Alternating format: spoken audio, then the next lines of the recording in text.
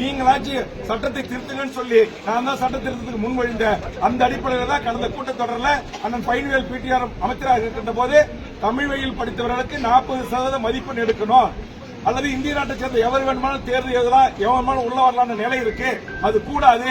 அப்படி உள்ள வந்துட்டானா டைரக்ட் டிஓ பதவியில இருந்து ஆர்டிஓ, நேற்று நான் சொன்னேன், இங்க வந்து ஆர்டிஓ பதவி, டிஎஸ்பி பதவி, மேஜிஸ்ட்ரேட் பதவி, டிஸ்ட்ரிக்ட் ரிஜிஸ்ட்ரார் பதவி, அசிஸ்டன்ட் கமிஷனர் கமர்ஷியல் பதவி என்று எல்லா பதவிகளிலும் தமிழ்நாட்டில் இன்னும் 25 வருஷம் கழிச்சு எல்லா வடநாட்டுக்காரன் பீகார் இந்திய தாய்மொழியாக கொண்டவனதான் இருப்பான். இந்த நிலைமையை உடனே தமிழ்நாட்டில் எந்த கட்சியும் கிடையாது. நான் ஒரு ஆள் பேசிதான் சட்டத்தை கொண்டு வந்தேன். தமிழ்நாட்டில் 156 கட்சி வாயா துறக்கல. இன்னைக்கு அதிமுக ஆட்சியில் ஒரு பெரிய அநியாய அக்கிரம தமிழ் மக்களுக்கு ஏற்பட்டிருக்கு. நான் கேட்கிறேன், என்னுடைய நாட்டுக்கு கோட்டாட்சியராக எப்படி இந்திக்காரனை ஏத்துக்க முடியும், தாசில்தாராக எப்படி ஏத்துக்க முடியும்? அது சொல்றாங்க அரசாணையில அதிமுக ஆட்சி தமிழர்களுக்கு செய்த மாபெரும் துரோகம்.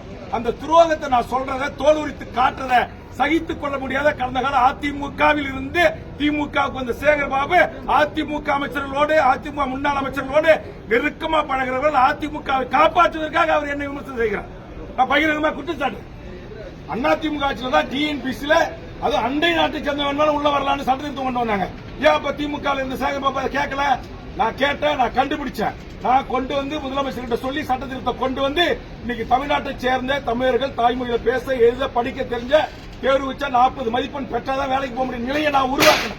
இது என் தாய்மொழி தமிழுக்கு நான் செய்த தொண்டு. தமிழுக்கு ஒரு கேடு என்று சொன்னால் என் உயிரை தியாகம் செய்வேன் என்றுதான் பேரவைத் தலைவர் முன்பாக நின்று நான் கோஷமிட்டேன். இது தவறா?